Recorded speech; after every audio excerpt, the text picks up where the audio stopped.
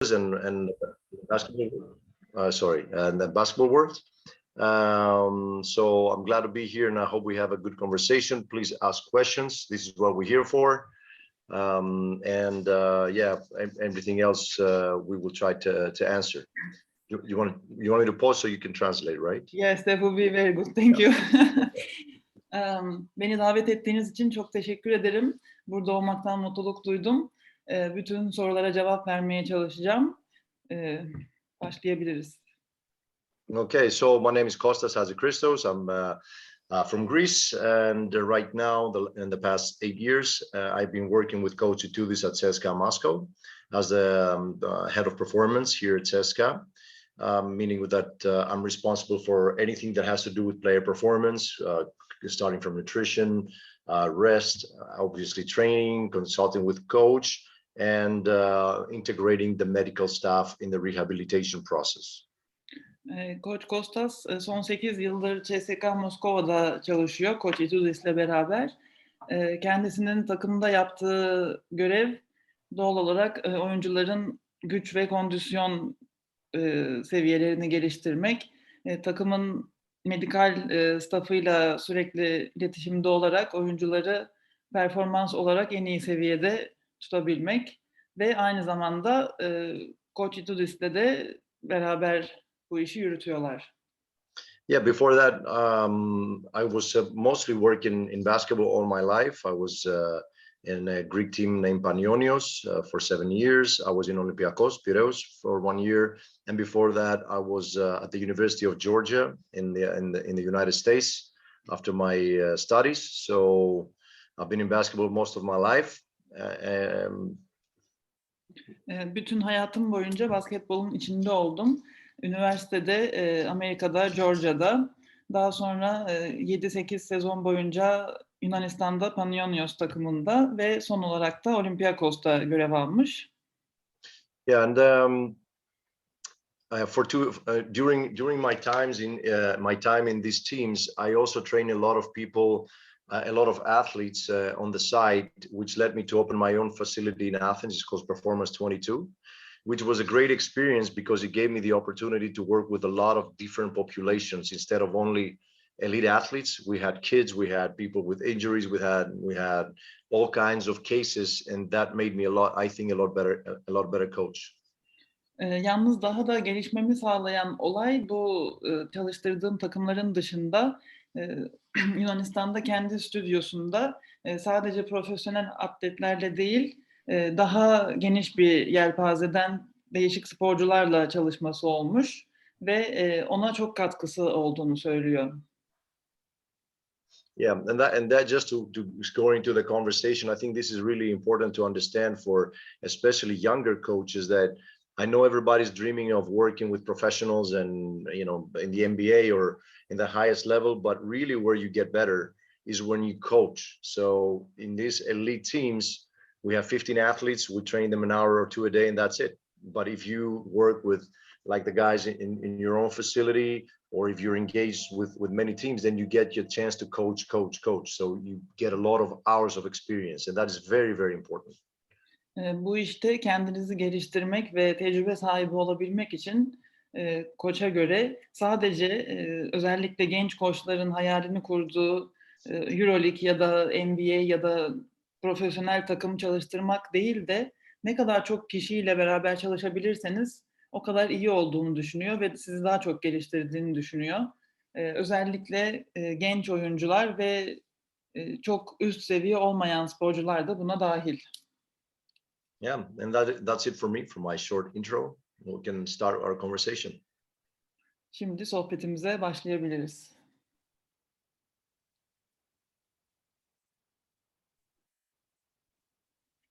Evet, ya soruları sorabilirsin.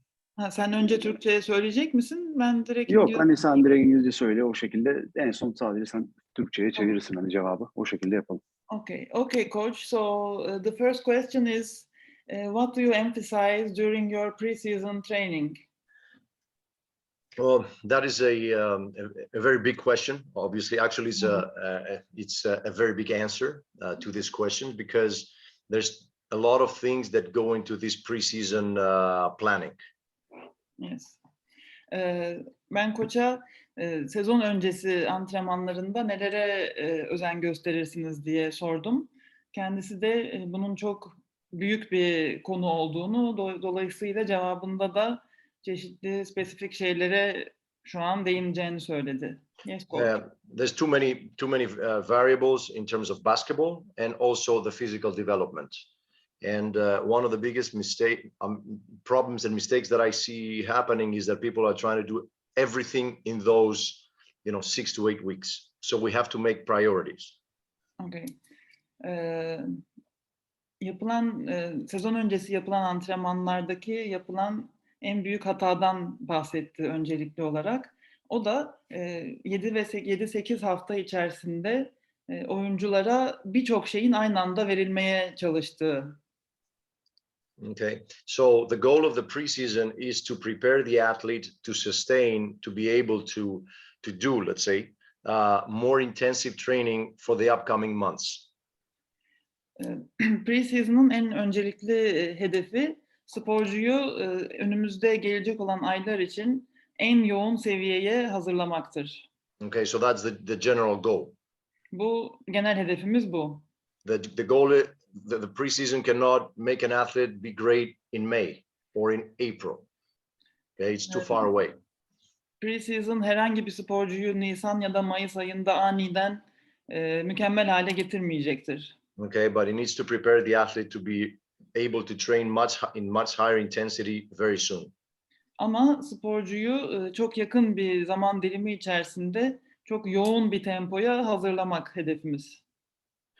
From all the parameters and variables that can determine athletic performance, which is speed, strength, agility, and all these things. Biliyorsunuz performansa bakıldığında hız, kuvvet, çabukluk gibi kavramlar var. In the preseason, we focus on basically two things. Biz de sezon öncesi antrenmanlarda genel olarak iki şeye değiniyoruz. At least in our system. Yani kendi sisteminde böyle yapıyor. The first thing is conditioning. So to be able to work on the court for longer time in higher intensity. Birinci hedef kondisyon, yani sahada daha uzun süre dayanıklılığı arttırabilmek. And the second thing is for them to stay healthy. Ve ikinci hedefimiz de bunu yaparken sporcuların sağlıklı kalabilmesi. So if you consider health as a parameter, then that's one of our main focus. Yani genel olarak kavramlara baktığımızda sporcunun sağlığı birinci sırada geliyor. So we want to make sure that in the process of building their conditioning, we don't hurt them. Yani onlara bu kondisyon yüklemesini yaparken dikkat etmemiz gereken konu onları sakatlamıyor olmamız. Because from my experience, in those 20 some years that I'm in the business, the worst thing that can happen to an athlete and to a coach is to get hurt during preseason, especially if that is a new athlete in the team. That's a new sign. Çünkü kendi 20 yıllık tecrübesine göre bir kondisyonerin ve antrenörün başına gelebilecek en kötü şey ve tabii sporcunun da özellikle takıma yeni katılmış bir sporcunun preseason'da sakatlık geçirmesi. So I've seen athletes, big names that came to us, and for some reason, the most usual reason is that they didn't come prepared enough, that they missed the preseason, and then when they came back at around the end of October, it was too late for them because they were in bad shape, and the team had already gone into a rhythm and a system, and it was hard for them to get into that system. Bu bir sporcuyu neden kötü etkiliyor? Çünkü preseason'ı kaçırdığı zaman sporcu diyelim en iyi ihtimal Ekim ayında bile takıma geri katıldığında çok geride kalmış oluyor ve takım zaten halihazırda bir ritim yakalamış olduğu için bu oyuncunun ona adapte olması çok zor. We're talking about contracts of 2-3 million that got hurt. They come into the preseason, they come unprepared. We start right away, and we're going to talk more about what we do. We start with intensity. The player gets hurt. So now he comes from the summer that he was already in bad shape, misses that critical time in the few months to get in shape, and they try to get in shape in October after they get better from their injury, right? And they're out of the system. So some of them never recover in our system.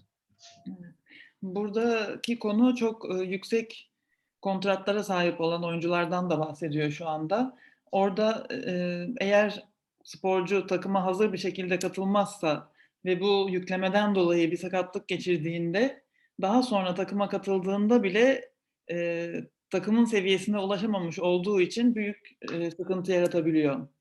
So I want to say two things about that, and then I'll continue with my answer. The one is, so for us, in my mind, the preseason starts in June.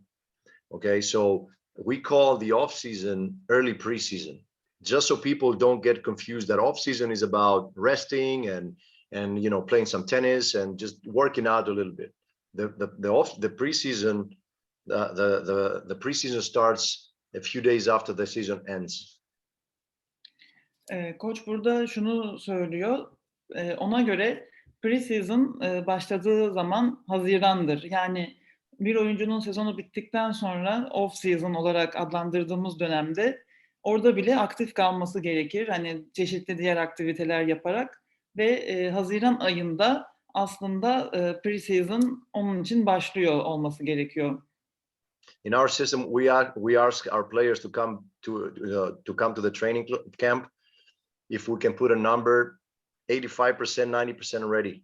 We got 3-4 weeks to just get you this 10% and get you ready to go. If you come unprepared, you're going to have a problem. So we make sure to force them and track them and try to make them work in the summer. It's very, very important. Yani profesyonel bir sporcunun yaz aylarını çalışarak geçirmesi inanılmaz önemli. Çünkü takıma katıldıklarında en az %85 durumda olmasını bekliyor koç. Çünkü sadece elinde 3-4 hafta gibi bir zaman dilimi var ki bu zaman diliminde sadece yani %10'luk bir yükleme yapabiliyor ve oyuncu sezona hazır hale geliyor. Okay, so the second thing is that we got to make sure when they show up at camp, when they show up in the first day, to really quickly, within 1-2 days, figure out in which condition they're in. So we need to assess them.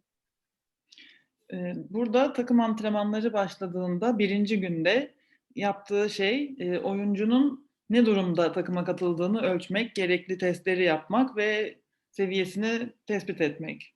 Okay, so what is the assessment?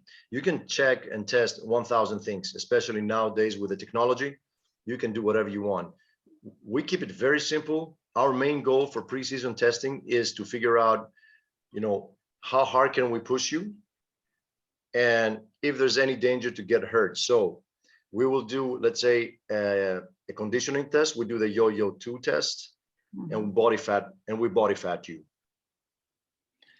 Koçun yaptığı şey oyuncular takıma katıldığında yani kendisine göre bugünkü teknolojiyle yapabileceği binlerce test ve değişik seviye ölçme şeyleri olabilir ama kendisinin uyguladığı basit kurallar var. O da birincisi yo-yo 2 testini uyguluyor sporculara ve vücut yağ oranlarını ölçmekle başlıyor. They're very simple and practical tests, and they'll show you, the yo-yo test will show if somebody cannot pass the yo-yo test or has a low score actually on yo-yo test, it's a more generic test, but if you don't have a good score there, it means you probably didn't work that much in the summer. And if you combine that with an increased body fat, even for from 2 to 3%, then we're sure that you didn't do what you had to do. Without testing any other sophisticated, with any other sophisticated methods and testing about, like I said, you can measure a lot of things, but we measure simple because we want to decide quickly where you're at, get some numbers, okay? And also translate that. Okay. Now we'll continue. Dediği gibi yapabileceği yüzlerce test olmasına rağmen bunları seçmesinin sebebi eğer bir oyuncu zaten yo-yo 2 testini geçemiyorsa ya da çok düşük bir skor elde ediyorsa ve üzerine üstlük yağ oranında %2 veya 3 dahi olsa bir artış varsa zaten bu sporcunun yaz aylarını çalışarak geçirmediğini gösteriyor. Okay, because I'm interested to see how much I can push you. I don't care if you run fast right now. this is not the preseason, this is the early preseason, this is the off season. Measure vertical, measure whatever. We have time during the season to continue testing, especially for us. Testing is done during our training. So right now in day one, I just want to know how much I can push you so you don't get hurt. Yani sezon içinde uyguladıkları değişik testler var ama dediği gibi preseason'ın ilk gününde ya da ilk haftasında mutlaka bu iki parametreyi uygulamamız gerekiyor. Çünkü bu testlerin verdiği sonuca göre sporcuya ne kadar yükleme yapabilir ya da yapamaz onu anlamış oluyor. Yeah, so preseason is not about athletic development per se. It's about getting ready to play basketball and giving the coach, the basketball coach, the players in a condition where they can work the game. If the players is slower or if they can improve, that was something that had to be done back in the summer. And we have the whole season to focus on. But right now we care about not getting you hurt and planning the right training so coach can do their job better. Okay. Yani özetle şunu söyleyebilirim. Preseason oyuncunun gelişeceği yer değil. Oyuncu zaten takıma katıldığında bütün yaz sürecini bunu yaparak geçirmiş olmalı. Dolayısıyla preseason başladığı anda sadece koçun hedefi onu sezon içinde basketbol oynamaya nasıl daha elverişli hale getiririm. Onun problemi bu oluyor preseason'da. Okay, so some field tests that we do, some lab tests, and then the second thing that we do is we take a very detailed questionnaire from the player regarding their injury history if we didn't have these players in our team, let's say 1, 2, 3, 4 years. Let's say you go in the team the first day and you don't know the players. We ask this before they show up, but let's say in some occasions you cannot do that. So day one in the morning, list all the injuries, even small things, like I broke my finger, I hurt my shoulder, because everything can have an effect on your condition. So questionnaire is one. Okay. Bu testlerin ardından yapılması gereken ilk şey, özellikle takıma yeni katılmış oyunculara detaylı bir sakatlık geçmişi sorgulaması. Ama bunda bütün aklınıza gelebilecek tüm küçük sakatlıklar da dahil. Yani parmağın çıkması, kırılması ya da omuzda bir ağrı, yani aklınıza gelebilecek her türlü minik sakatlıklar da bu listeye dahil edilmeli. Çünkü onlar başka şeylerin habercisi olabilirler. Okay, so and then taking this questionnaire, we do a joint by joint assessment along with my physios. If I don't have the physios, I do it myself. Of course, not so detailed. And we try to see if those injuries had any immediate effect on joint mobility, range of motion, muscle strength, and general. And then, so I don't, go into much detail about that. So we do muscle testing, we check the joints, and then we do some functional tests, simple things. Can you squat? Can you lunge? Can you work with your hips, have your hip hinge? Really simple things, not even going to the FMS. So questionnaire, from there we dive into joint and muscle, and then to the body in general, and that's it. Bunun hemen ardından da yapacağı şey, takımdaki fizyoterapistle beraber bu süreci beraber geçirmek eğer varsa ve de bu süreç boyunca bakılan şeyler sporcunun eklem mobilitesi, kas gücü ve hemen arkasından da uygulanacak fonksiyonel testler. Bunlarda da ne gibi şeyler yapılıyor? Oyuncudan mesela squat yapması isteniyor ya da lunge yapması isteniyor ve bu hareketleri sporcu uygularken koç da bu az önce saydığım özellikleri kontrol ediyor. Okay, so if you want, if you guys want, I can go in much detail about exactly what we do and what we check. If we want to go technical, you can ask questions and I'll be glad to answer. Eğer burada daha teknik bir yardım istiyorsanız sorularınıza bunu ekleyebilirsiniz. Yardımcı olmaktan mutlu olurum. Okay, so now we established what condition the player is in. We saw if if there's any problems that there aren't resolved. For example, if someone shows up, and that is very common, If a player comes in and say, I'm ready to go, I just signed my new contract, or I just got to this new team, coach, I'm ready to go.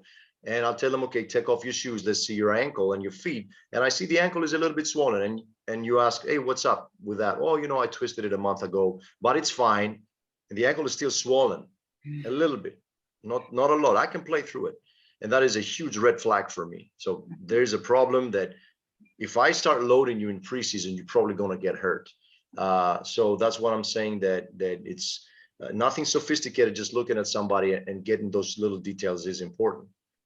Burada bir örnek verdi şu anda bu sakatlık geçmişiyle ilgili. Örneğin bir oyuncu preseason'a geliyor ve hazır olduğunu, antrenman yapmak istediğini söylüyor. Ama koç ayakkabısını çıkarmasını istediğinde baktığında bileğinde bir şişlik olduğunu fark ediyor.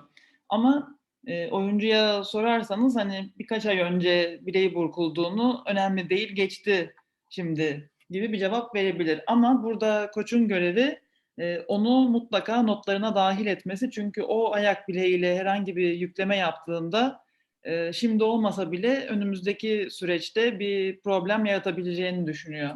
Yeah. So now we established the condition. We saw that everybody's pretty much ready to go.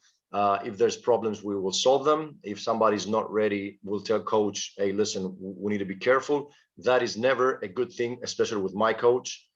He expects everybody to be ready in preseason, and he's not open at all to let people, take it easy. So it's a mistake if you don't come prepared, and I let people know. So once I got that, then I know their problems. I said my first goal is to build the conditioning, and the second is to keep them healthy.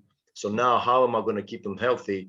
Through work. The way to keep them healthy is through the assessment and the work in the weight room. So two things are important: conditioning and, let's say, strength in general, and we will elaborate on that.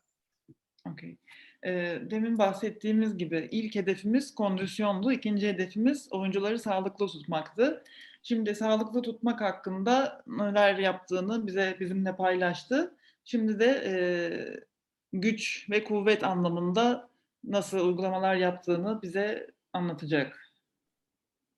Okay, so preseason is establishing people's condition, building their conditioning.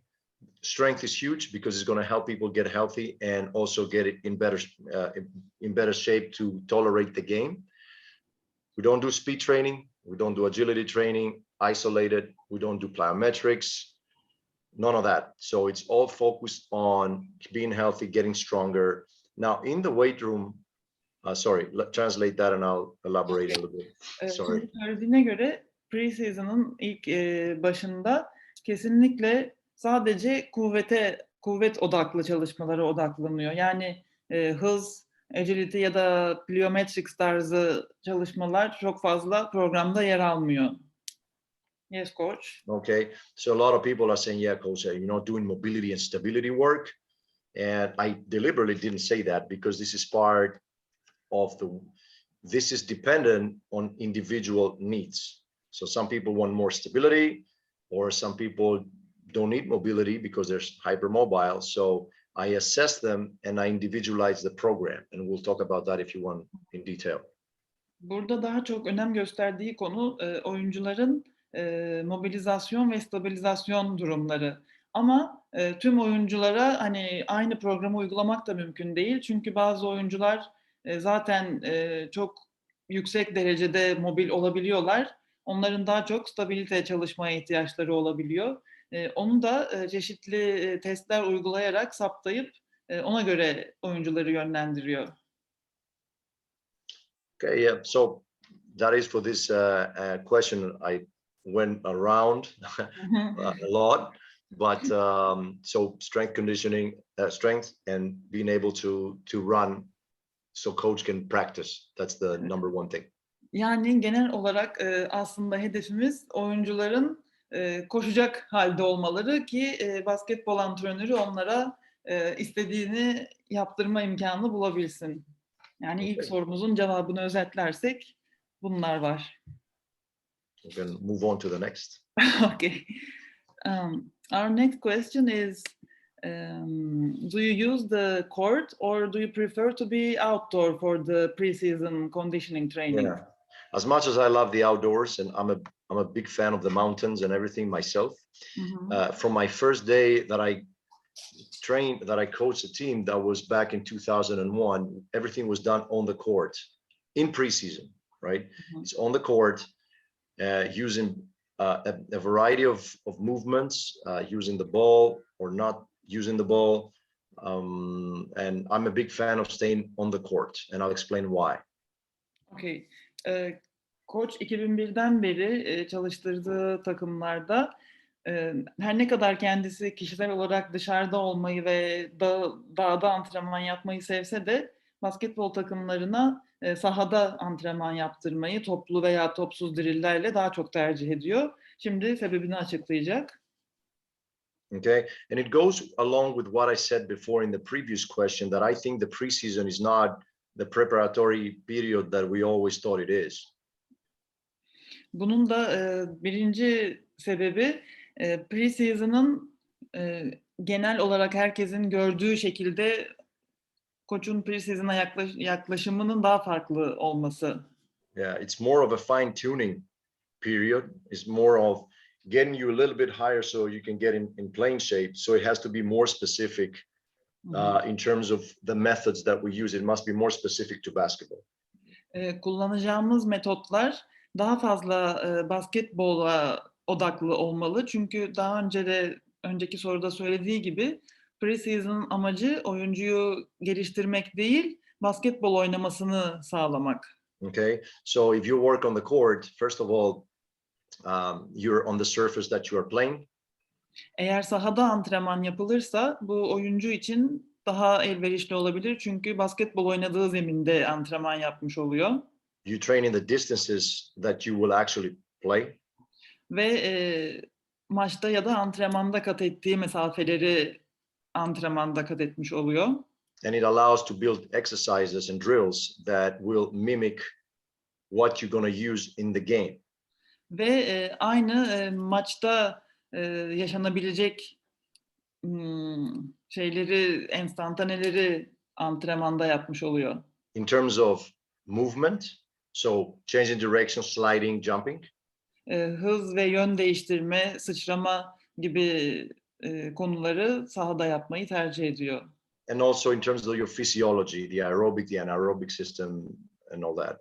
Aerobik ve anaerobik sistemimiz de sahada yaptığı drillerle daha ilgili. From the very early days of my career, actually the first day, I strongly believe in interval training for development of the conditioning of the basketball player, and that is way before that intervals became popular. That's back in the early 2000s. 2000'li yıllarda interval training bu kadar popüler olmadan önce de koç conditioning için bu interval drillerin çok önemli olduğunu düşünmüş ve hep onları uygulamış. My first team that I ever coached in Europe was Panionios, and in the preseason, the coach asked me a couple of times if we're going out to run on the football field. Kariyerinin ilk yıllarında Panionios'u çalıştırırken oradaki head coach'u sürekli işte takımı dışarı çıkaracak mısın, dışarıda koşturacak mısın şeklinde sorular soruyormuş. Yeah, and he was super worried that we were not out. I was younger, baby face, looked young. He was just like, oh shit, does he know what he's doing? But we stayed on the court. Things went well, and he got a little bit more at ease. Okay. Ama sonuç olarak takım dışarıda koşmamış. Koç biraz bu konuda endişeye kapılmış. Koç Kostas'ın da ilk yılları olduğu için, ama daha sonra takım iyi sonuçlar elde ettiğinde o da sakinleşmiş. And I'll tell you another funny story that when I got my first year at CSKA, 2014, Coach Itoudis came from Panathinaikos, where they won 6 EuroLeagues with Coach Obradovic. They stayed there for 13 years. Just a legendary team. They won everything. And their system was, and I knew that in the first 2 weeks, they just ran laps on a soccer field over there in Serbia, and that's what the system was. You know, to no offense to my friend Savas over there, it was like an old school, like let's run slowly. So here I come, you know, and I say, okay, we're not going to go outside, we're going to be on the court. Diğer bir anısı da 2014'te ilk defa CSKA'ya gittiğinde biliyorsunuz Koç Itoudis, Koç Obradovic'le beraber Panathinaikos'tan gelmişti ve 6 tane EuroLeague şampiyonlukları vardı. Ama biraz daha eski sistemle çalışmayı seviyorlardı. Orada o süreç boyunca takım sürekli pre-season'da futbol sahasında koşarak antrenman yapmış. Ama koç zannediyorum bu sistemi değiştirdi. Özellikle de orada dahil oluyor. Özellikle de böyle yavaş tarzda koşular, uzun süreli evet. yavaş tarzda koşulardan bahsetti. Yeah. So Yes, coach. yeah. Okay. So it's just so when I started I told him that before. He said, "Yeah, of course. You know, you do what you want." I never worked with coach before, and I would start running in the basketball court, and then you know, a week later, the assistant coach Andreas Pistiol is now with Galatasaray. He says, "You know what? You know, I'm for you. I love this new system and all that, but coach is a little bit worried. You know, I just need you to know that. I just keep doing what you're doing, but coach is worried." Bu 2014'te CSKA'ya geçtikten sonra da koç işte sistemi değiştirdi demiştim. Daha çok basketbol sahasında demin bahsettiğimiz drillleri yaptırıyormuş. İlk 2 haftanın sonunda asistan koç yanına gelmiş. Hani her şeyi yaptırdığın çok güzel ama hani hiç dışarı çıkmayacak mıyız? İşte koç endişelendi tarzında bir yaklaşımı olmuş. Yeah, so we go on the training camp. I keep doing my thing inside. And then one day coach is like, really why don't we go down on this? We were up on a mountain, first and last time with CSKA, let's go out on the field. It's so nice. And I'm, you know, I said, okay, let's go. But in this morning, we had no conditioning. The program was rest. So I take them all there out, and I'm taking out the speed ladders, and I'm doing some games and shit and stuff like that. So coach I can hear him saying, all these people now that are playing, they're gonna go run 30 minutes around slowly. But I hear that, and I don't say anything. And then we end the practice in 20 minutes. Coach is pissed, and thank God things went better, and we start winning. But he told the assistant, and I found that later, he was really thinking about firing me. Like he said, not good, really. And I told him I was joking. I was really close to getting fired. And then I joked with him when we won. I said, now everything is good. Are you okay? And now he's just letting me do whatever I want. So that's my story about outside and inside. Burada da hikayenin devamında olay şöyle gelişiyor. CSKA ile beraber kampa gittiklerinde bir işte dağlık bir yer zannediyorum. Koç gene salonda yaptırdığı antrenmanlarına devam ediyor. Ama bir gün işte artık rica minnet kendisini dışarı çıkartmışlar. Halbuki takımın da o sabah off olması gerekiyor. Ama neyse çok ısrar olunca mecburen çıkılmış dışarıya. Koç da işte orada çeşitli işte merdivende hareketler yaptırmış, biraz egzersizler falan. Ama tabii ki koç bundan kesinlikle memnun olmuyor ve daha sonra duyduğuna göre hatta kendisini kovmayı bile düşünmüş bir ara. Ama daha sonra maçlar başlayıp işler iyi gidince gene etraf sakinleşmiş. But I held my ground there. I was strong. So two things: when you're on the court, be careful on the exercises that you will choose to build conditioning. The a little bit disadvantage of the court is it has a lot of stop and go because it's only 30 meters.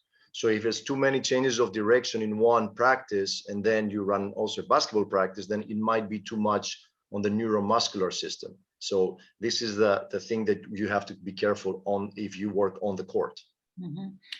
Burada söylediği önemli. Şöyle şunu belirtiyor özellikle. Sahada bu kondisyon antrenmanlarını yaptırdığınız zaman yaşanabilecek bir dezavantaj alanın kısıtlı olmasından dolayı ve çok fazla yön değiştirme yapılmasından dolayı bu sporcuların sinir ve kas sistemlerinde yüklenmeye sebep olabiliyor ve özellikle üstüne basketbol antrenmanı yapılacaksa orada egzersizlerinizi dikkatle seçmeniz gerekiyor dedi. If you don't have access to a basketball court to do your conditioning, and you have to go outside, and there's teams that don't have, let's say, the court in the morning, or they're forced to train outside. What I did with some situations that I faced this, I just built out on the soccer field, for example, a 40 meter by 40 square space, and I did my conditioning there. So there was no continuous long runs. It was, again, short distances, and you got to be creative with the movement and with the distances. And if there are questions about different methods and exercises to be creative, I'll be happy to answer. Okay. Eğer herhangi bir salonda yapamıyorsanız antrenmanınızı saat veya yer sıkıntısından dolayı ve dışarıda yapmak zorundaysanız, bir futbol sahasında örneğin, gene kendisinin yaptığı şu, 40 metreye 40 metre bir sınır çiziyor, belirliyor kendisine ve gene yaptıracağı egzersizleri hani çok böyle uzun mesafeli koşular yerine gene kısa mesafeli drillleri bu kısa oluşturduğu sahanın içinde yaptırıyor oyunculara. Eğer herhangi bir drill sormak isterseniz gene sorulara ekleyebilirsiniz. Okay, that's my answer for that. Okay, Coach, thank you. Actually, you answered our third question. It was about if you are using the basketballs while you are doing the conditioning training. Yes. So I'm moving on to the next question. Let me say one thing about this real quick, that Okay. I don't want to get confused and confuse the players when I use the basketball that I'm a coach. And I don't want to confuse coaches thinking that I'm going to coach. So I use really simple drills that you don't actually have to coach them. So 3-man weaves for the basketball people here that understand, a simple shooting drill, things like that, slides. I'm not going to create something that I need to coach basketball and technique. So athletes, the focus is, getting ready, running, and not being into so much individual details on technique, which is not my job. So I don't want to get confused to confuse people. Burada topla yapılan kondisyon çalışmalarına örnek vermek için şunu söyledi. Sadece şu an kendisi güç ve kondisyon antrenörü olduğu için ve basketbol antrenörünün de işine karışmamak adına son derece basit driller seçtiğini söyledi. Yani bu ne olabilir? Üçlü örme, basit şut drilleri ya da topla adım çekme drilleri gibi. Yani oyunculara basketbol açısından koçluk gerektirmeyecek sade drilleri tercih ettiğini söyledi. Okay, so I'm moving to the next question. It is, how do you schedule your training sessions during the season when there are 2 or 3 games in a week? Yeah, that's always a challenge. Yeah. So in my opinion, especially in our level, and I understand that this is not most people's reality, what we face. Öncelikli olarak soru şuydu, hani haftada 2 veya daha fazla maç olduğunda antrenmanları nasıl ayarlıyoruz diye sorduk. Kendisi de tabii ki bunun bir challenge olduğundan bahsediyor. Yalnız ama bu haftada 2 veya 3 maç olayı birçok kişinin başına gelen bir olay değil. Çok belirli bir kesim zaten bununla ilgilenmek zorunda. But in our case, if there's 3 games per week, the number one priority is to keep the team rested, and training then becomes a little bit of a problem. Şimdi haftada 2 veya daha fazla maç varsa en önemli önceliğimiz takımın dinlenebilmesini sağlamak.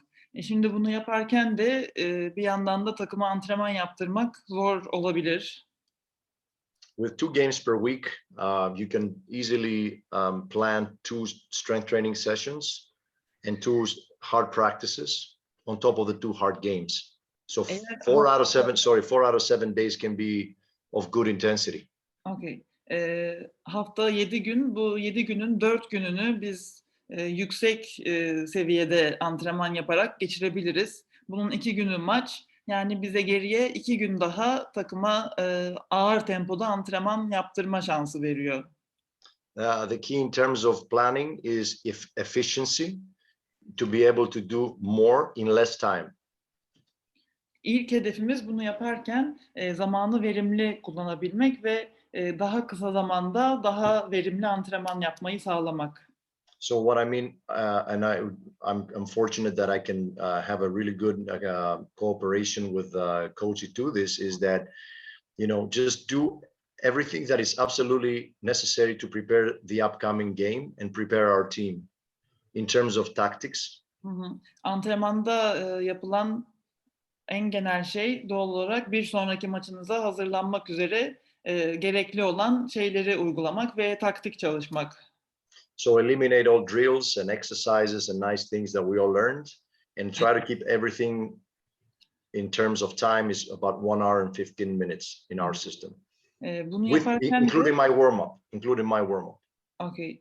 Isınma, koçun yaptırdığı ısınma dahil olarak antrenmanı 1 saat 15 dakika olarak düşünüp ve normalde yaptığımız hani çok alengirli drillere fazla girmeden sadece olayı basit seviyede tutmak. Yeah, the teams that finally are going to win the game are the ones that are prepared tactically, obviously, up to an extent, because the games are too many. We get about 2 video sessions before each game, sometimes 1. Her maçtan önce 1 ya da 2 video toplantısı olduğunu da düşünürsek orası gerçekten biraz yoğun geçiyor. And the ones that are going to have the ability to play with high energy. Can you repeat So again, the Coach? teams that are going to win are the ones that are going to be prepared tactically, and the ones that are going to be able to execute defense and offense in high intensity. Okay. Burada da takımlar arasındaki fark şu şekilde oluşuyor. Taktik olarak istediklerini sahaya yansıtabilenler ve o zamanı daha verimli kullanabilenler. Yeah, so most of the games that we don't do well are the games that we are not aggressive on defense and we don't have speed on offense. And that is a direct result of not being rested enough. We are tired, basically. Yorgun olmanın ve yeterince dinlenmemiş olmanın genelde sonucu hücumda çok yavaş hareket etmek ve savunmada da istenilen agresifliği sağlayamamak olarak geri dönüşü oluyor ve genelde de bu maçlar kaybediliyor. So we realized that the trade-off, you have to change, you have to exchange some practice time with rest.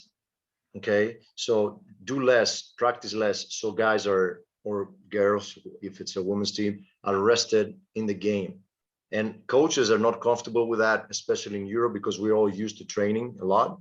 And obviously, there's a lot of things to prepare, and you're much better prepared if you practice. But even though you cover a lot of things in strategy, if you overdo it, if you don't find this sweet spot, then you pay for it with energy. And that is not good. Burada önemli olan nokta özellikle Avrupa'da koçlar çok fazla antrenman yaparak daha hazır olma isteğinde ve eğiliminde olabiliyorlar. Ama eğer ki yorgunluk gerçekten çok yüksek seviyedeyse oradaki dengeyi sağlamamız gerekiyor ve biraz daha az idman ve daha çok dinlenme olarak oradaki denge çok önemli. Yani takımın kadın veya erkek sporcu olması fark etmiyor. O dengenin sağlanması önemli.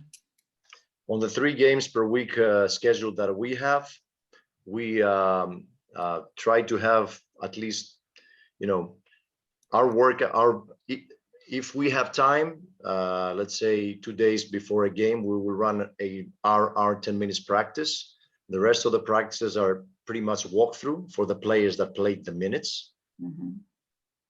Eğer haftalık programlarını yaparken eğer maça daha 2 gün varsa idmanlar şu şekilde geçiyor. 10'ar dakika yüksek tempoda oynanılan 5'e 5 tarzı antrenmanlar ve antrenmanın kalanı daha yavaş tempoda ve walkthrough diye tabir ettiğimiz hani yürür tempoda yapılan taktik çalışmaları. Then the players that played less than 15 minutes in the previous game will have a 30-minute short workout. Eğer takımdaki oyunculardan 15 dakika ve altında oynayanlar varsa onlara özel olarak 30'ar dakikalık mini antrenmanlar yaptırılabilir. Either with me or with contact 3-on-3, 2-on-2, depending on how many people we have. Bu da kaç tane oyuncu varsa bu mini antrenmanlara katılacak, ona sayısına göre ne yapılacağı belli oluyor. Ya koçla çalışıyorlar ya da kendi aralarında 3'e 3 şeklinde kontaklı antrenmanlar da olabilir. And we'll plan weight training and strength training according to each person's playing time and schedule. So if you're a young guy and you don't play a lot, you're going to lift more. If you're a person that gets more minutes on the court, we will split your program into 3 different phases and we'll work throughout the week. So really what happens is there are some periods, stretches of time where the team functions as a team, but also as individual grouped, let's say, system. So you work with some guys earlier, with some guys after, and it's just a logistical issue to make sure that everybody does what they need to do. Buradaki genel hedefimiz, tamam bu bir takım olarak ele alınıyor ama takımın içindeki oyuncular bireysel olarak da ele alınıp herkesin neye ihtiyacı varsa ona yönelik programlar oluşturuyor koç. Örneğin işte takımdaki genç oyuncular ya da az süre alan oyunculara halter konusunda biraz daha fazla yükleme yapılabiliyor. Ya da çok süre alan ya da yaşı daha büyük oyuncular varsa onların yorgunluk durumlarına göre de şöyle de olabilir. Yapacakları programı 2 ya da 3 güne bölerek de oyunculara verebiliyor bazen. Yeah, that's pretty much it. And obviously there's a lot of detail going into the planning, but in general, this is how we handle our planning. Tabii ki bu konuda da daha detaylı konuşabilecek birçok şey var ama genel olarak hatlarıyla plan bu şekilde ilerliyor. Okay, coach. The next question is, what are your recommendations for the recovery part? Yeah, this is also a big part, and like I said, recovery is huge. I'll say 2 things that, and it's a popular opinion now in our circles, that sleep is number 1 and proper nutrition is number 2. So sleep is underestimated by the athletes. They don't value it that much, and it's also hard for them to fall asleep, especially after late games. But it's the most important component for the nervous system to calm down, to recover, and also your muscle system. And I'll talk more about that now. Okay. Şimdi sorumuz dinlenme kısmındaki koçun görüşleriydi. O da 2 önemli madde olduğundan bahsetti. Birincisi uyku ve diğeri de beslenme. Uyku konusunda atletlerin bazen bunu uygulamakta zorlanabildiğinden bahsediyor. Çünkü geç saatte biten maçlar ya da yolculuktan sonra uyku düzeni gerçekten bozulabiliyor. Ama kaliteli bir uykunun sporcunun sinir sistemini ve kaslarını ne kadar dinlendirdiğinden bahsetti. Şimdi beslenme konusunda bir şeyler söyleyecek. Yeah, so one of the first priorities after a game, especially and after a hard practice, is to reduce the activity of the sympathetic nervous system. Tolga. So it's so you wanna, Tolga, Çok yoğun bir maç veya yoğun bir antrenmandan sonra sempatik sinir sisteminde bir azalmaya doğru, düşüşe doğru gidiş olabiliyor. So basically you want to calm down. You want to relax because game preparation, stress in the game, fans, lights, noise, fights, and then all you have to just calm down so you can prepare yourself to start recovering and preparing yourself to sleep in a few hours, hopefully. Yani bu zorlayıcı maçtan ya da o yoğun atmosferden oyuncu çıktığı zaman sadece yapması gereken şey kendini sakinleştirmek ve işte birkaç saat içinde uykuya hazırlamak. Okay, now how do you do that? That's the Ama bunu nasıl question, yapacağız? right? Evet. So in terms of that, obviously different people have different ideas and different systems. The most important thing is athlete education, because if you realize that after the game you need to sit down and relax, then you can find your way, whether it's going to be taking a walk, watching some TV and then trying to fall asleep, and we can talk about that, or any way just to realize that after the game you need to calm down? Buradaki önemli olan konunun sporcunun bu konuda kendini nasıl eğittiğinden bahsetti. Yani atıyorum maç bittikten sonra bir yürüyüşe çıkarak kendini sakinleştiren olabilir ya da 1-2 saat televizyonun karşısında bir şeyler izleyerek kendini sakinleştirenler de olabilir. Ama sonuç olarak bahsettiği nokta sporcunun buna kendini ne kadar zorladığı diyeyim. Okay, so your first priority after you hit the shower and coach talks is to get a good meal. You have to replenish what you burned. Şimdi beslenme konusuna geçersek de maç bitti, duşumuzu aldık, çıktık. Yapacağımız ilk şey sağlıklı bir öğün yemek ve kaybettiğimiz enerjiyi yerine koyabilmek.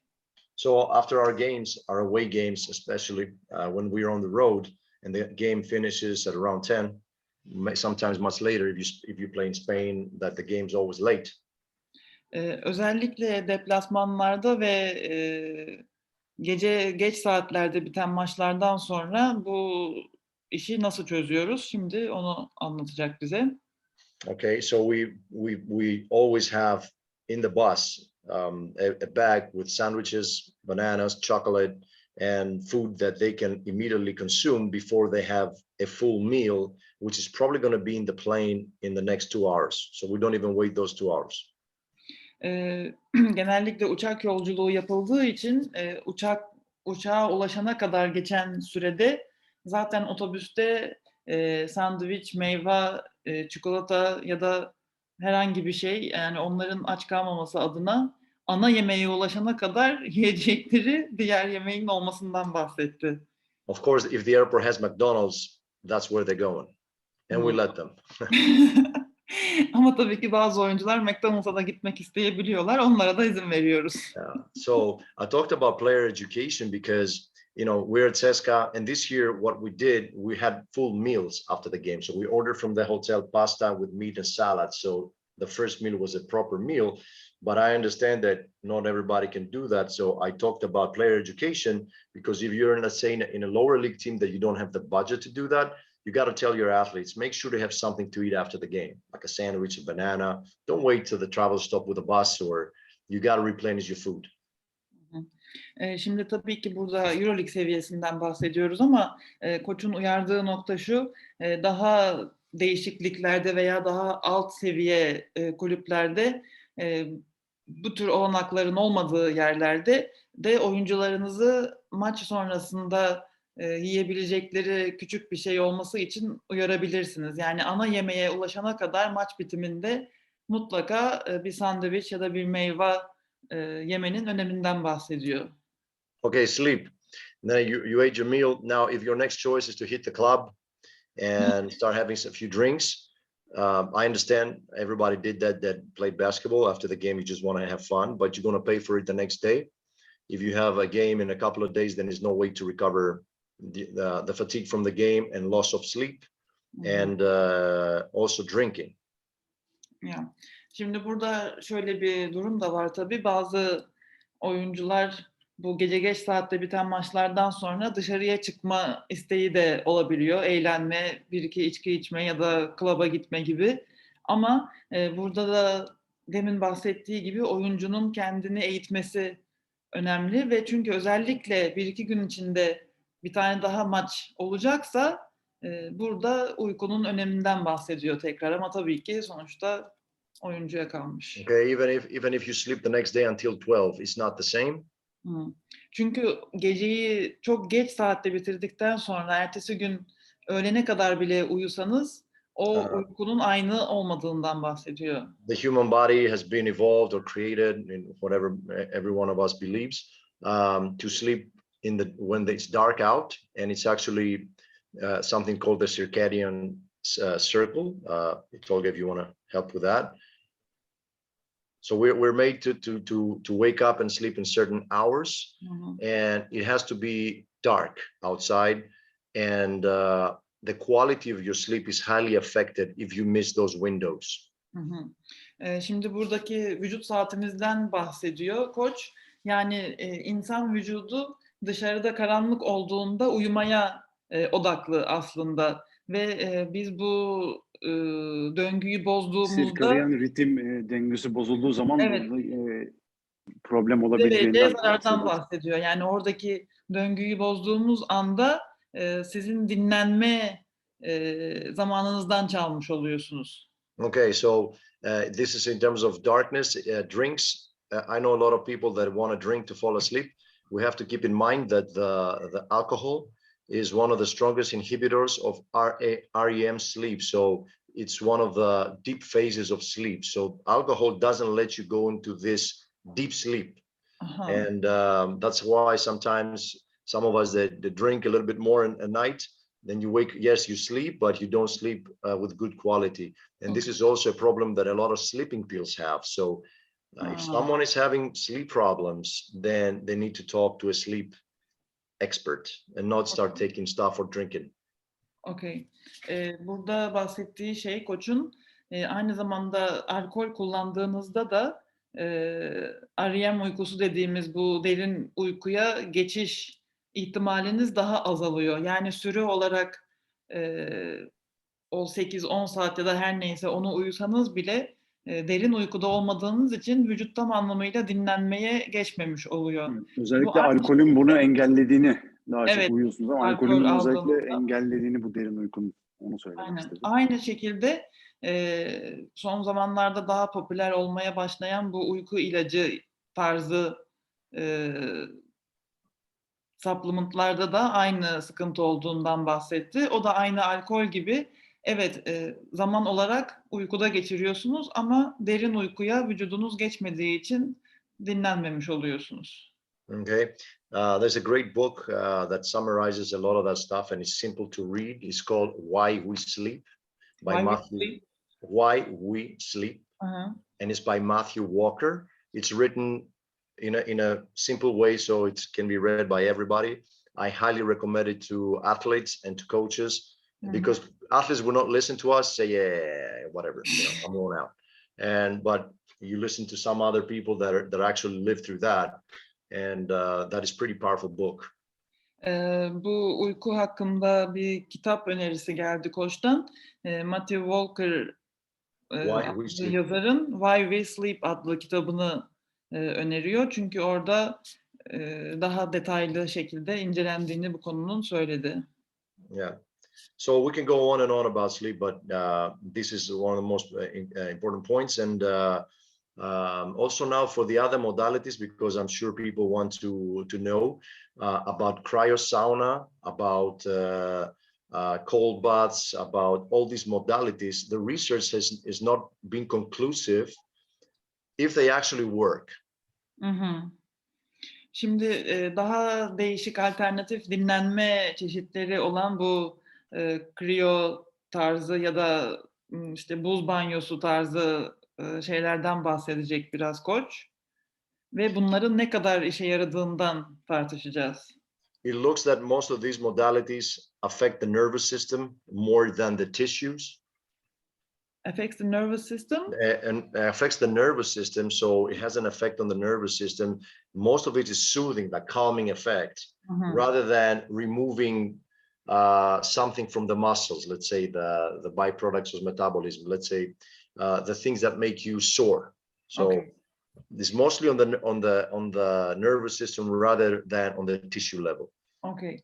Burada koçun söylediği konu şu. Şimdi bu tarz alternatif şeyler daha çok sinir sisteminizi yatıştırmaya yönelik. Yani kasların yeniden yapılanması değil de daha çok sporcunun sinir sistemini yatıştırmaya yönelik faydaları olduğunu söyledi.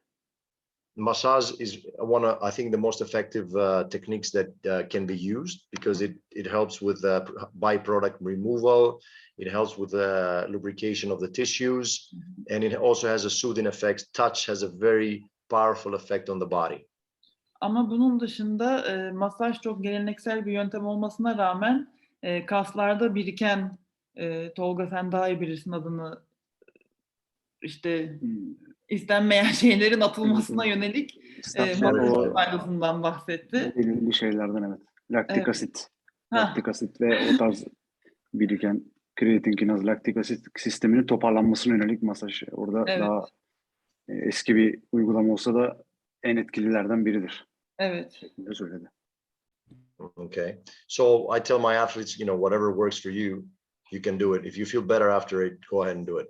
Hı hı. Ama sonuç olarak kendi sporcularına söylediği şey de eğer size daha iyi hissettiriyorsa bu diğer yöntemleri de denemekten tabii ki kaçınmayın. Okay. This is my answer for that. Okay, coach, thank you. The next question is about a little bit injuries, and we want to know what kind of trainings you do for the recovery from an injury, and how is your communication with the medical staff? I'll start from the last. The communication must be. So I believe that the performance staff and the medical staff should be one team. Hı hı. Şimdi sorumuz şuydu, onu söyleyeyim ilk önce. Bir sakatlık dönüşünde ne tarz antrenmanlar yaptırırsınız diye sorduk ve sağlık stafıyla iletişiminiz nasıldır? Şimdi koç ikinci sorudan cevap vereceğini söyledi ve takımın sağlık stafıyla zaten kendisinin yani bir olarak hareket ettiğinden bahsediyor. Yes, coach. Because both the doctor, physio, and strength coach will work on the same one body of the athlete.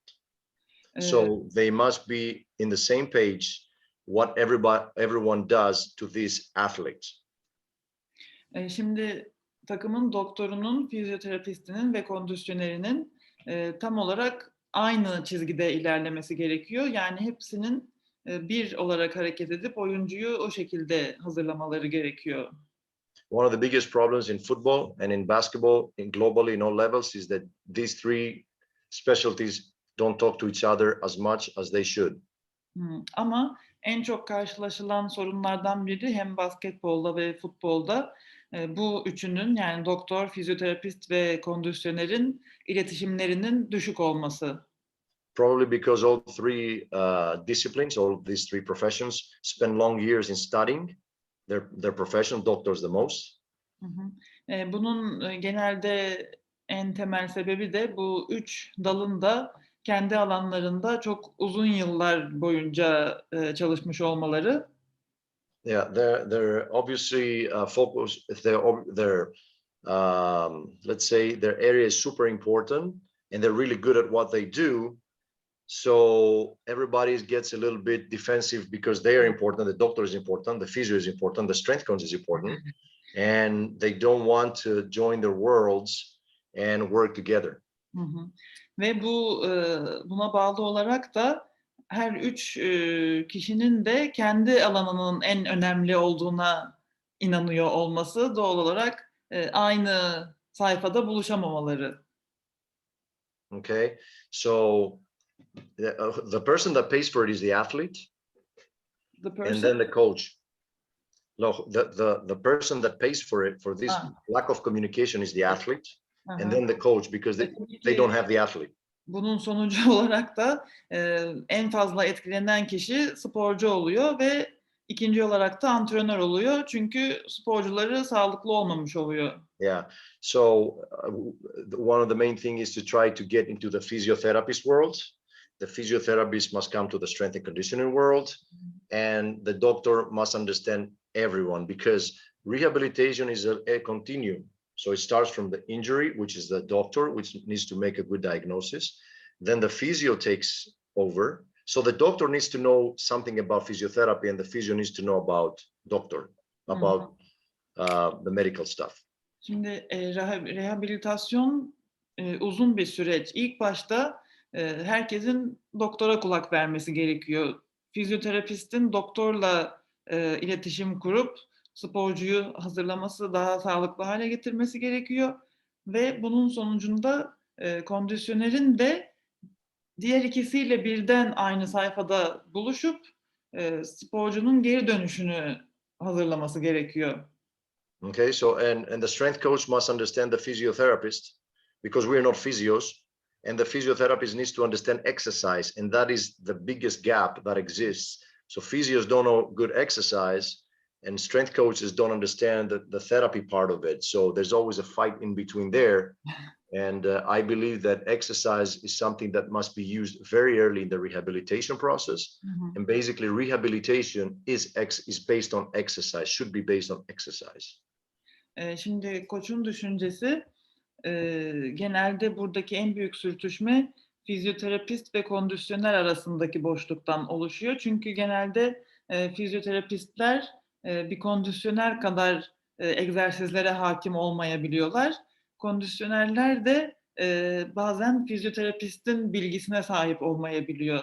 Dolayısıyla sonuçta gene sporcunun geri dönüşü uzamış oluyor tabii ki, ama koçun kendi düşüncesi rehabilitasyon sürecinin full egzersiz yapılarak geçiyor olması. So that's very important to understand, and I believe in this hybrid professional that knows, like is a strength coach that knows a lot of things about therapy, and they also understand medicine. Burada da birazcık kondisyonerlerin hibrit olabilmesinden bahsetti. Yani kondisyonerin en azından birazcık temel fizyoterapi bilgisine hakim olabilmesinin ne kadar önemli olduğundan bahsetti. Okay, so now what we do after injuries, the first thing that I need is a good diagnosis, a precise diagnosis, which sometimes is hard to do because medicine is not a very precise, sometimes, let's say, field. So I need a diagnosis, and then we make a plan with a physiotherapist about when this person can come back, what they need to do, okay, to get back, and then we report this to coach. Burada yapılması gereken süreç şu şekilde olmalı. İlk başta sakatlığın teşhisinin ne kadar önemli olduğundan bahsetti. Yani kesin ve net şekilde bir teşhisin konması gerekiyor. Ki daha sonraki adımda fizyoterapistle beraber kondisyonerin bir plan yapması gerekiyor. Oyuncuyu nasıl geri döndüreceklerine dair. Ve son olarak da buna basketbol koçunu dahil edip ona da bilgi veriyorlar. Hani oyuncunun ne zaman hazır olacağına dair. In our system, we rely more on exercise and manual techniques rather than, the classic physiotherapy with machines. Koçun kendi düşüncesi rehabilitasyon sürecinin egzersiz ve manuel terapi şeklinde geçmesi. Yani daha eski işte aletlere dayalı fizyoterapiye çok fazla inanmıyor. Okay, we also have a system where what everybody does, the physiotherapist, the doctor, or the strength coach, goes into a software. So each day, if you want to check what everybody else did, you can click and you can see exactly what they did and what the response of the athlete was. Kendileri kulüpte bir sistem oluşturmuşlar. O şekilde ilerliyorlar. Her oyuncunun sakatlık durumu ya da işte iyileşme durumu, rehabilitasyon süreci sisteme dahil ediliyor ve bu 3 kişi de doktor, fizyoterapist ve kondisyoner buradan oyuncunun geri dönüşünü takip edebiliyorlar. And the other thing is that we always, the last 4 years, we track very with a lot of detail our injury stats, the injury statistics, so we can analyze and try to understand what is actually happening in our team. Ayrıca son yıllarda bir sakatlık istatistiği tutuluyormuş kendi takımlarında ve böylece her oyuncunun sakatlık sebeplerini ve süreçlerini istatistiksel veri olarak takip edebiliyorlar. Because everybody's talking about injury prevention, but first of all, we have to understand what we are trying to prevent. Are we trying to prevent muscle tears, ankle sprains, knee problems? What is the main, the let's say 3 top injuries that we face?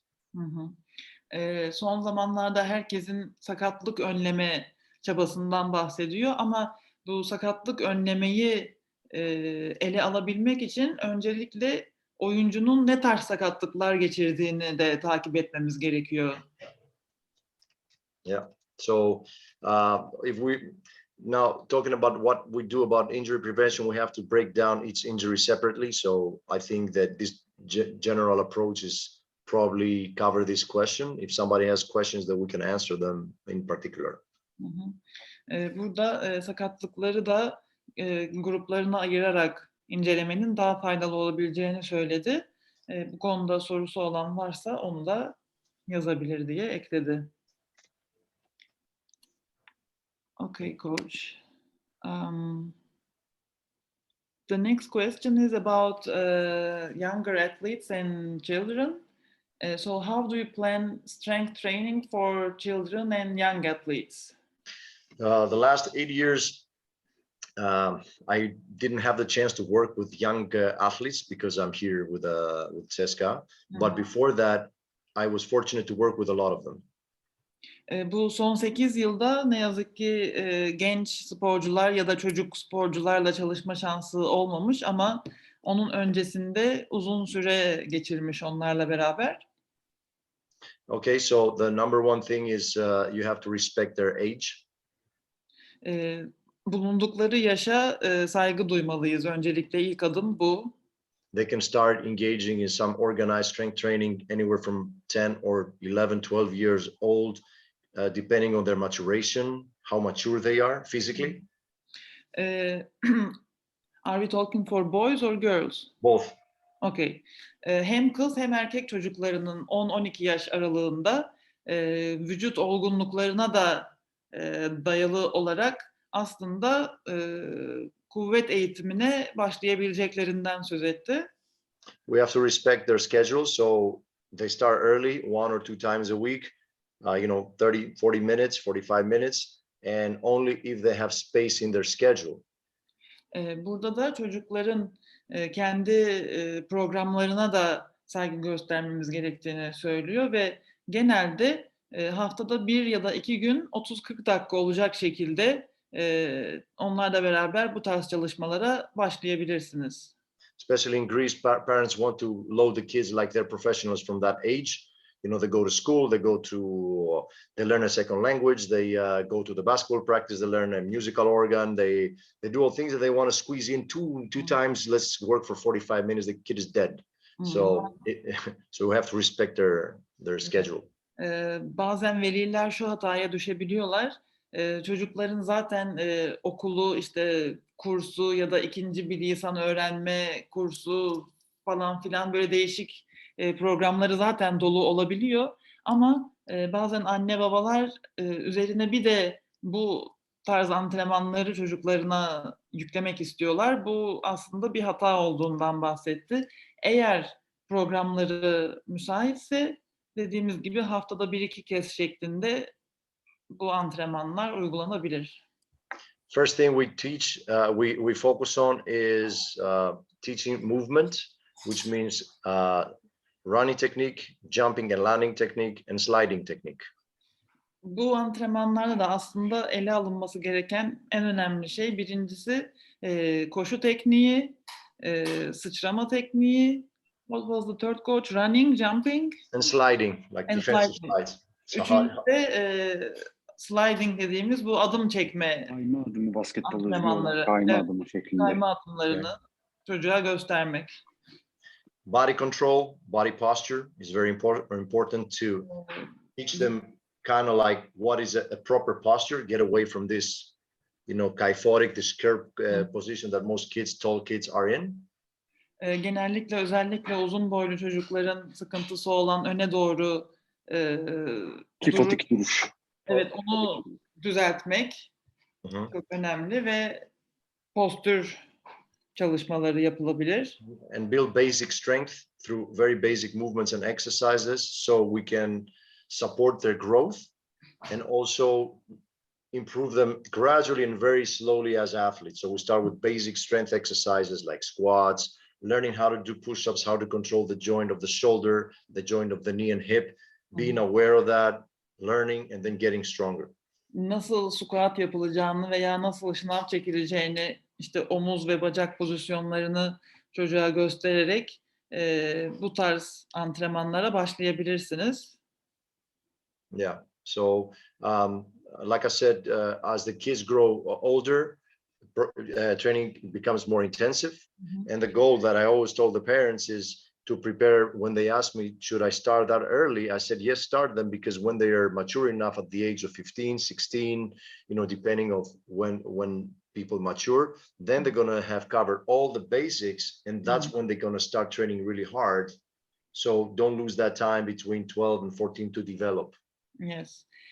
Bu 10-12 yaş aralığında başlamasının sebebi zaten çocuk ya da genç 15-16 yaşına geldiğinde ağırlık kaldırmaya başlayacağı için bu arada geçen süreci temel teknikleri öğrenerek geçirmiş olması. Dolayısıyla normal antrenmanlar başladığında çocuğun vücutsal olarak hazır hale gelmiş olması temel hedef.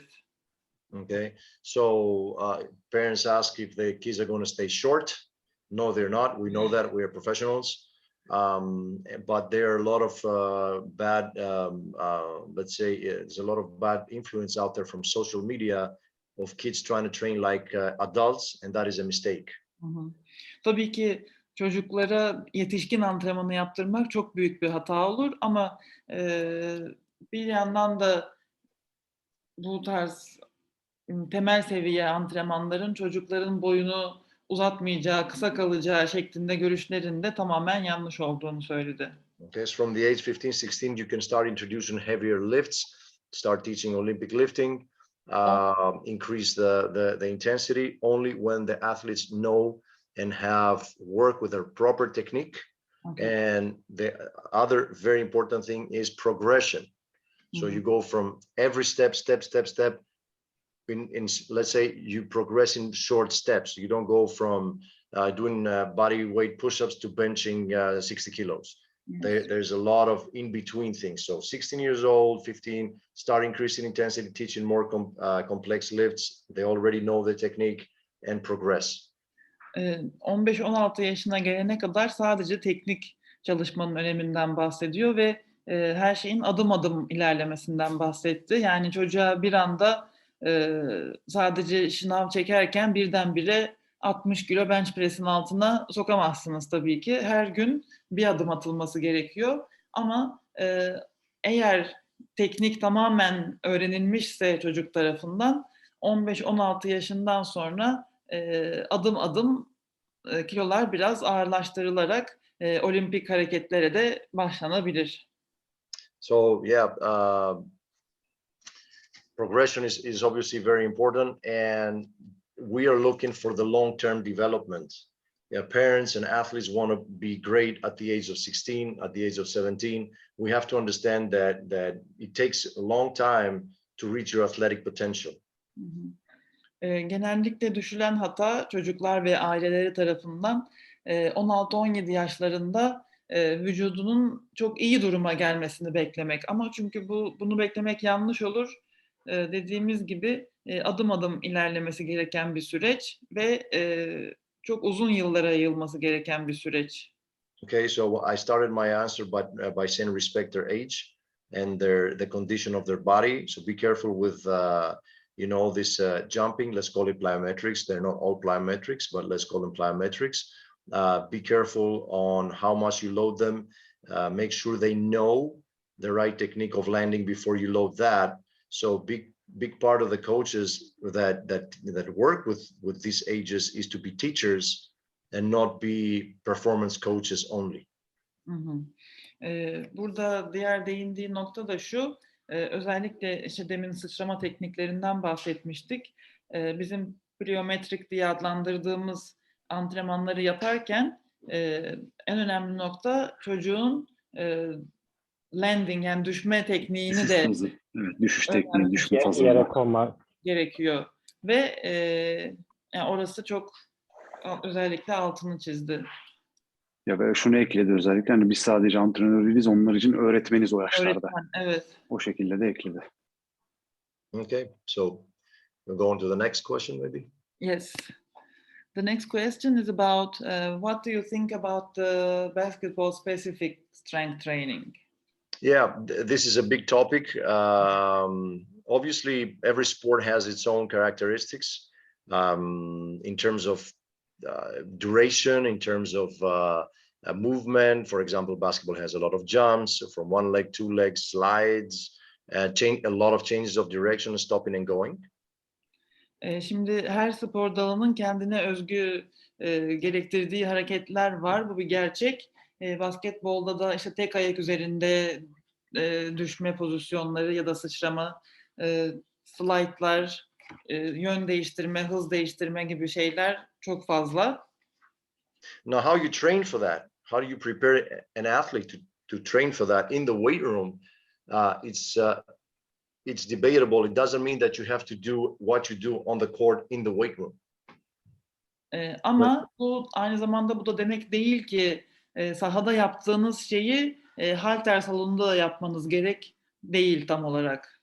Okay, so the training in the weight room should be more athlete specific. So it must be designed on the athlete's individual characteristics, in the athlete's injury history, age, and needs. So burada gene önemli olan şey sporcunun neye ihtiyacı olduğu, yaşı ve vücudunun durumu.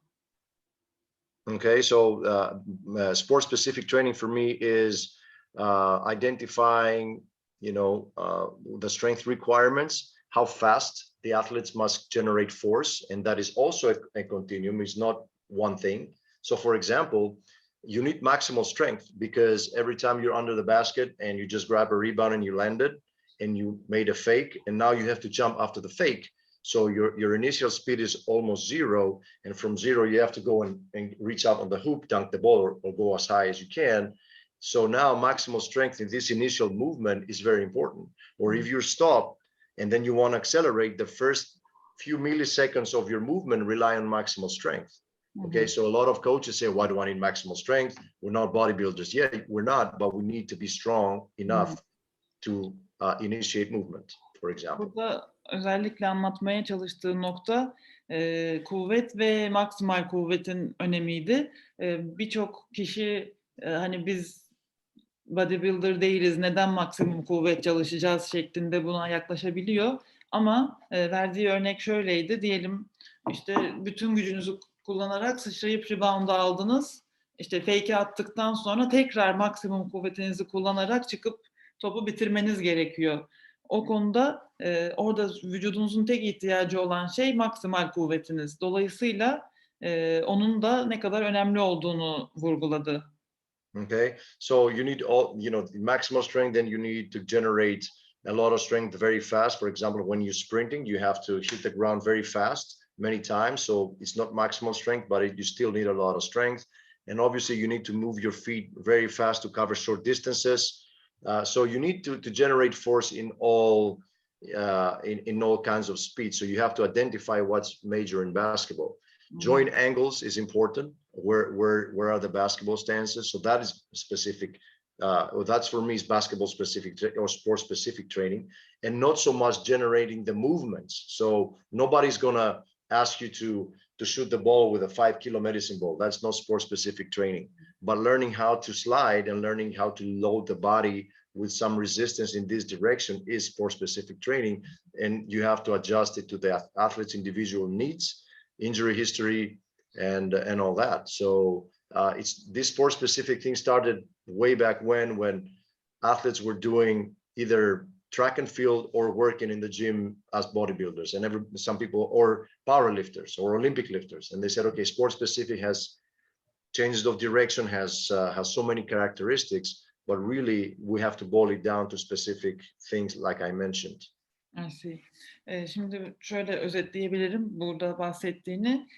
Şimdi bu basketbol specific training nereden çıktı ilk önce? O da şöyle açıklıyor bunu. Çok old school tarzda çalıştığım zamanlarda, yani sadece işte ağır kaldır, işte güçlen tarzı yaklaşımlardan dolayı basketbol specific training üretildi. Ama benim anladığım, kendisi zaten tamamen de bu sadece basketbol specific training çalışalım taraftarı da değil. Çünkü bazı konularda faydalı olduğunu belirtti. Bu da ne? İşte eklem açıları, belli açılarda sporcuyu çalıştırmak gibi. Ama genel olarak baktığımızda bütün yaptığımız hareketler, işte sahada sprint atarken ya da ilk o verdiğimiz reaksiyonlarda demin bahsettiğimiz maksimal kuvvet mobiliteden bahsediyor. Çünkü o ilk adımları atarken ya da işte topu bitirmeye çalışırken kullandığımız şey maksimal kuvvetimiz. Dolayısıyla bu basketbol specific training ve bizim işte eski usul diye adlandırdığımız çalışmaların ikisini birleştirerek yapmanın öneminden bahsetti. Özellikle orada şöyle bir örnek verdi. Onu da belirteyim. Hani basketbol spesifik antrenmanın eline sağlık topu alıp onunla beraber Evet. şut atmak gibi bir şey olmadığından bahsetti. Bunun basketbol spesifik antrenman olmadığını söyledi. Olmadığını, evet. Yeah. Okay. Bu bir son sorumuzdu. Burada bitirelim. Tamam. Katılımcılardan bir sorulara bakalım. Okay. Coach, we're gonna pick questions from participants. Yes, let's do that. Burada birçok soru var tabii. You have to. I see most of this in Turkish. My Turkish is very poor. Yeah. So Burada çoğunun aslında cevabını verdi zaten aslında. Evet. Evet, stabilizasyon sorusunda cevaplarını verdi. İletişim kısmının da aslında cevabını verdi. Aslında baktığımızda evet hemen hemen. Can I answer? I see something here about stabilization and mobilization, correct? Yeah. Can also you answered this. Yes, I wanted to say a couple of touch it that for me stability is not a very optimal term because the body, through movement it's never stable. It's in a constant flow. Okay, so what I believe a better term is body control. Okay, so when we change the definition of what we're trying to do, instead of stabilization to body control, then our mind will go into different direction in terms of exercise. So body control means nervous system. Body control means coordination. Body control means contraction sequencing. Now I'm destroying our translator. She's like, oh my God. I'm writing nonstop. Yeah, what the? I need one more. I see like, okay, I gotta okay.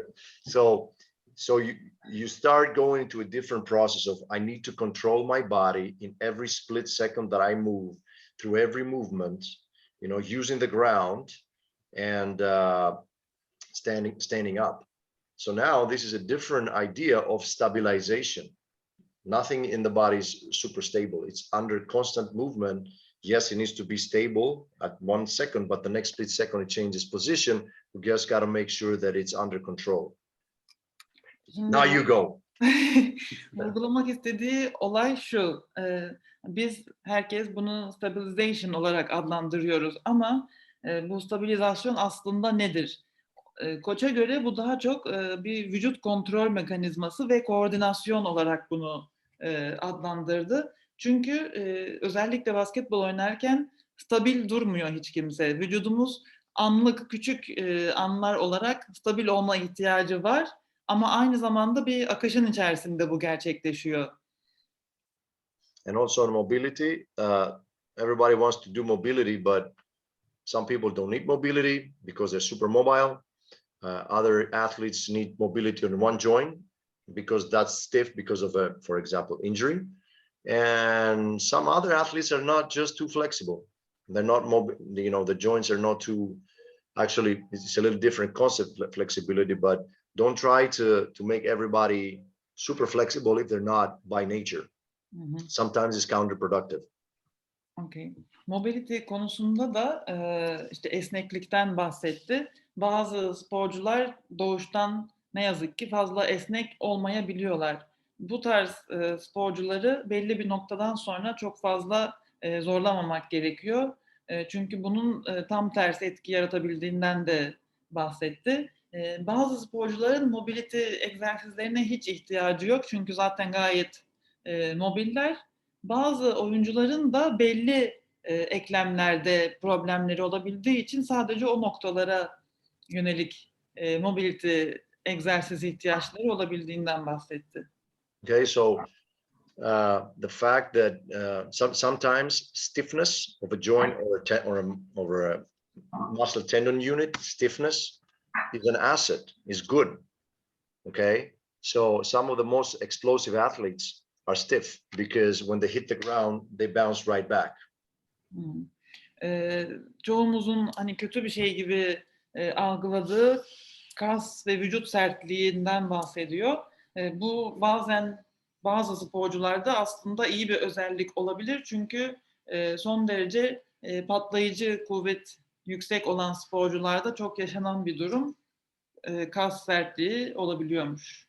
Okay, so our job is to figure out when the stiffness is problematic or not.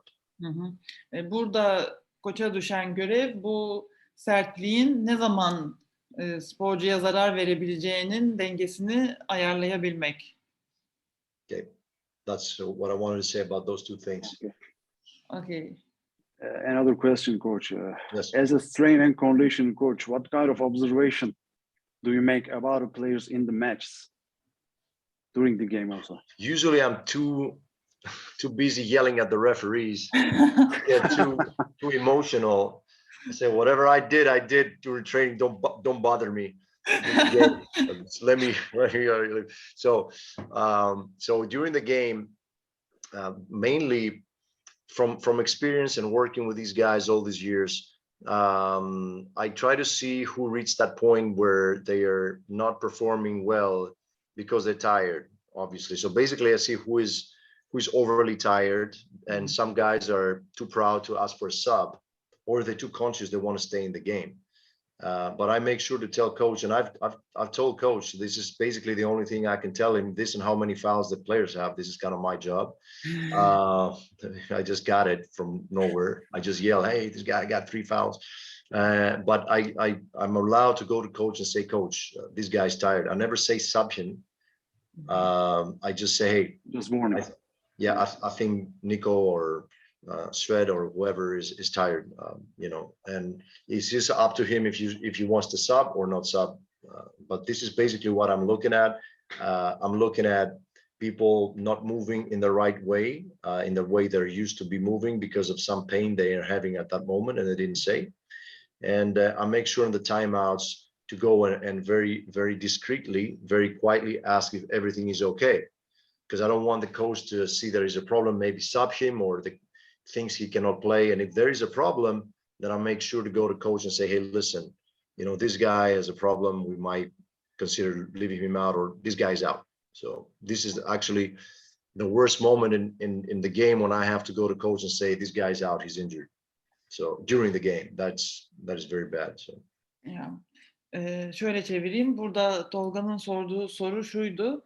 Koça maç sırasında en çok nelere dikkat ettiğini ve neyi gözlemlediğini sorduk.